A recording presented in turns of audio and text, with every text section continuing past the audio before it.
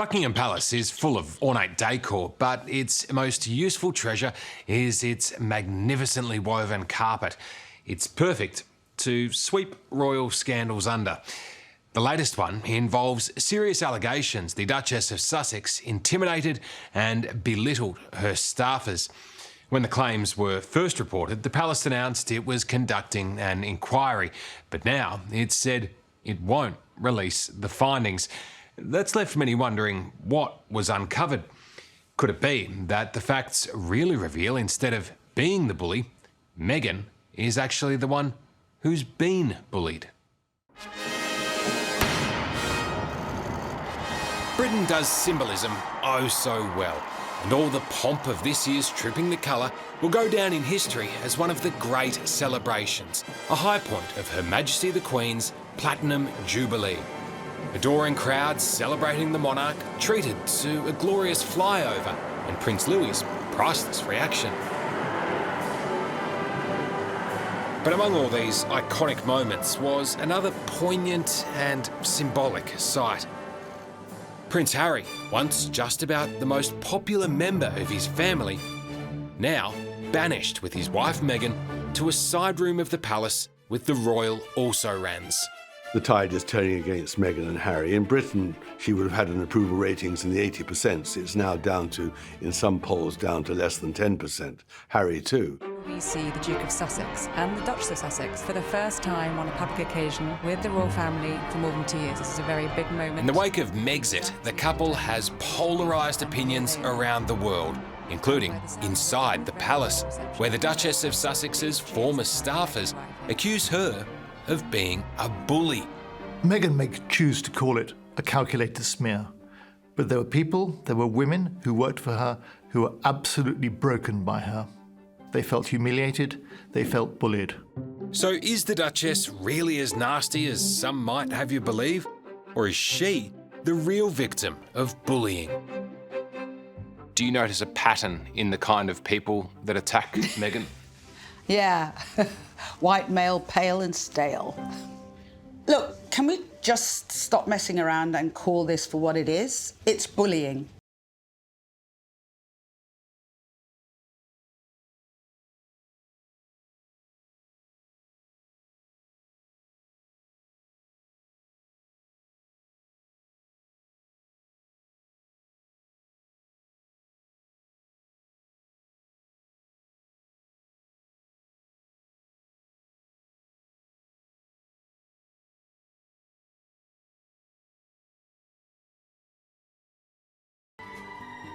Put simply, Harry and Meghan went rogue and made it increasingly clear they were not happy in the royal family, beginning to carefully craft their own media narrative about their lives. So can you put up with this? Yeah, well, I guess, and also thank you for asking, because not many people have asked if I'm okay. I will not be bullied into playing a game that killed my mum. They have got themselves into a situation where they believe that anyone who is not 100% for them is against them, and they are very keen to portray themselves as victims of the media, victims of the royal family. And in their view, it's a black and white world. You're for them or you're against them. Valentine Lowe is the royal correspondent for The Times of London and says at the same time as Meghan started telling the world how hard her life was, because the British tabloids will destroy your life, her palace staff were also suffering big time. What I was told was that in late 2018, Jason Knauf, who was Harry and Meghan's communications secretary, so one of their very closest advisors, sent an email to his boss saying that Meghan had been bullying staff. He said that a couple of members of staff had been driven out by Meghan's behaviour, and he was also concerned for how much pressure was being put on their private secretary, their very closest advisor, an Australian woman called Samantha Cohen. Now, this was an explosive allegation, but the point is, nothing happened. Why do you think nothing was done about it to start with? Because they didn't know what to do. The palace, like every other large, medium-sized organisation, has got an HR department. But that deals with staff. It doesn't deal with members of the royal families. They didn't know how to deal with it when it was supposedly a member of the royal family who was bullying staff. They didn't know how to cope with such an unusual situation, and they didn't know how to cope with Meghan. Can I go and have lunch with my friends? No, you're oversaturated, you're everywhere. Meghan's alleged bullying of her staff was a closely guarded secret until she tipped a bucket on the royal family in that explosive interview with Oprah last year. I felt that it had never occurred to anyone that I wasn't okay and that I had really been suffering, and I had known for a long time and had been asking the institution for help for quite a long time. It was then that her former palace staff couldn't stay silent any longer, appalled by her apparent hypocrisy. So several of them went to Valentine Lowe with their stories, and he revealed the claims of bullying to the world. Did they explain exactly what the bullying would entail? The most dramatic thing that I heard, and I've got documentary evidence of this, is the effect of the bullying. One person described to me how a woman, a member of staff, was completely destroyed, in their words. And people left. And there was a reason for this, because they wanted to get out, because they couldn't stand working there. They found the pressure too much, they found her behaviour too much. What was the reaction when you first revealed this? Well, the reaction from Meghan's side was to send a vastly long legal letter, which is what Meghan's side always does. They threat, they provide a lot of bluster and noise and hot air. After the story was published, not a word. They could have sued us like they sued other newspapers, but they didn't, because they knew they didn't have a case. In the wake of the furore, Buckingham Palace announced it would conduct an inquiry into allegations Meghan bullied her staff. But now the palace has revealed the investigation has been completed and none of its findings will be made public. Yes, it's definitely been swept under the carpet, but you have to ask yourself what has been swept under the carpet. And I am convinced, and everyone else is convinced, that the reason they didn't is because they didn't want to have another fight with Harry and Meghan. So they thought they would rather take a day or so of flack from the press for keeping quiet about this review and refusing to reveal its contents. They'd rather take that than ignite another row, yet another row, with Harry and Meghan. Who do you think is the victim of bullying? Meghan Markle. You know, they can't go too all out on Prince Harry. So let's go for the evil, scheming woman, you know, that whole thing about women taking men away, dragging them somewhere and, you know, destroying them. I mean, how misogynistic is that? Here's Hamble in her... Trisha Goddard might be familiar to Australians from her time on the ABC. But these days, she's a talk show host in the UK, where she's become a rare, staunch defender of the Duchess of Sussex. I think what she's done wrong is not to be of the correct stock. I think what she's done wrong is to be an American, to be an outsider, to have been divorced. Also, she's a strong woman. I'm not saying she's perfect, but I'm sorry, Prince Andrew doesn't get as much, consistent vitriol. So what do you think's at play here? Is it sexism? Is it racism? Is it a heady combo of both? Yeah, it's all those and above. I mean, we know through polling that, for instance, the Sussexes poll highest amongst youngsters under 25-year-olds. It is the dinosaurs screaming, because when it comes to an outsider and a female of colour, then that is something that you are going to come down on because it shouldn't be allowed. Life behind palace walls is a closely guarded secret, but Grant Harold has a rare insight. He was Prince Charles's butler for 7 years and remembers Prince Harry fondly. He says the public fails to grasp that the palace is, in reality, just like any other workplace, and that means there will be conflict. A lot of people wouldn't understand, but there are big operations behind the scenes at the palace. This isn't just one or two courtiers. It's a big machine.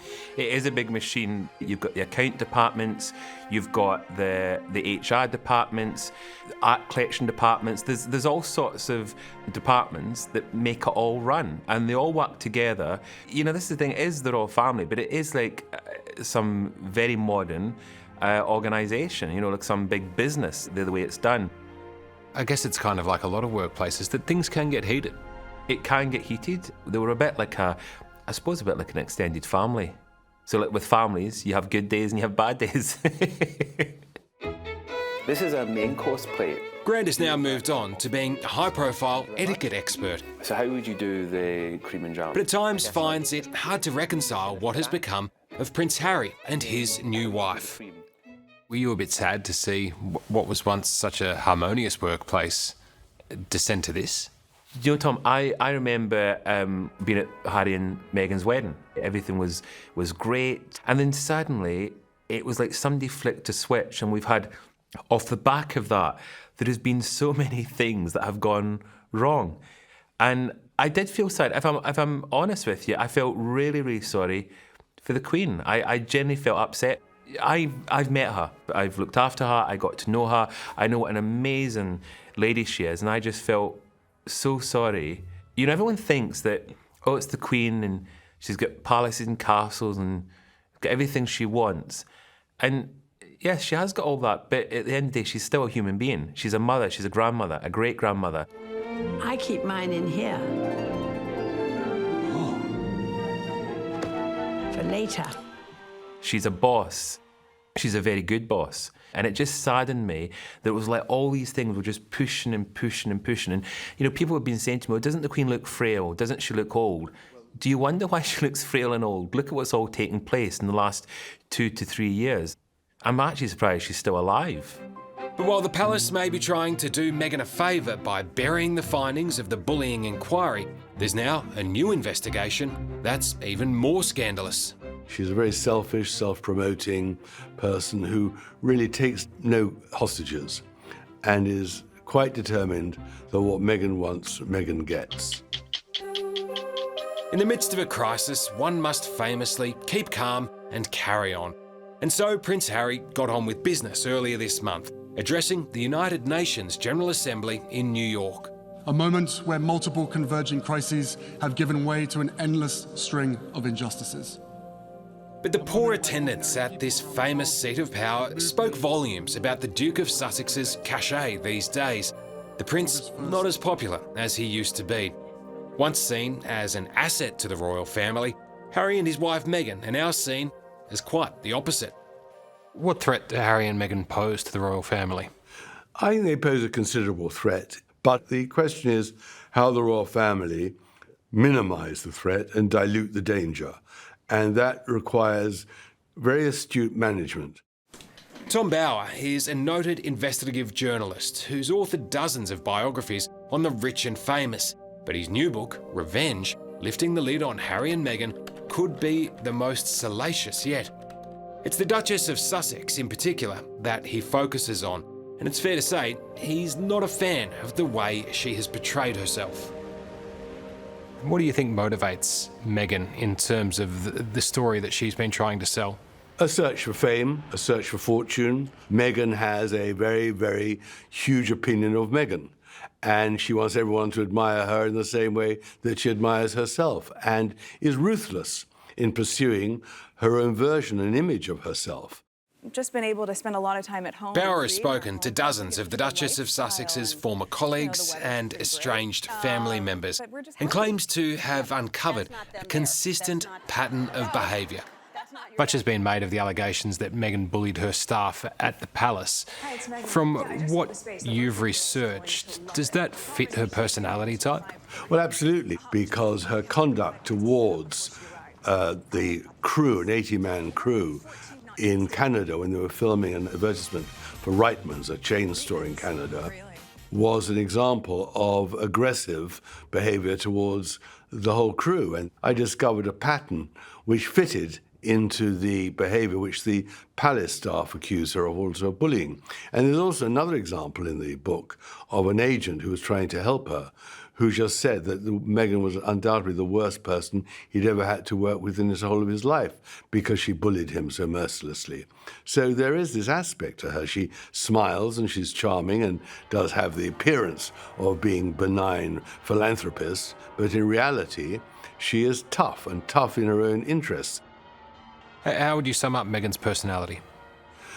Well, it's a complex personality. She is a woman who works hard, very ambitious, very determined, and I admire that determination. What I don't admire is the treatment of people on the way, which was vicious. And that is all part of narcissism. She's a very selfish, self-promoting person who really takes no hostages and is quite determined that what Meghan wants, Meghan gets.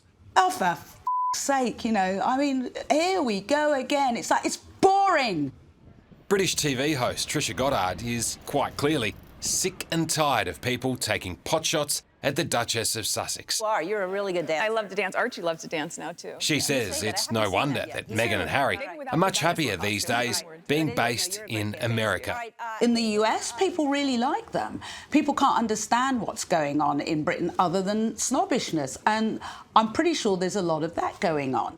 Do you think it's kind of a no-brainer now that Harry and Meghan would base themselves in West Hollywood instead of Windsor for the rest of their lives? Listen, you certainly can't blame them if they decide to stay in the States. You really can't blame them, can you? Also, they've successfully sued publications a number of times. I think they've realised that those publications are going to make their lives as miserable as possible. So I can't blame them if they stay in the States for the foreseeable future. It's hard to see where we go from here to repair the damage because it seems to be unrepairable. Royal biographer Tom Bauer finds it hard to see how Meghan and Harry ever become at one with the Windsors again. While the whole fiasco is regrettable, he thinks the rift between Harry and William in particular is saddest of all. So I sense that you think that Meghan is the main reason that Harry and William drifted apart.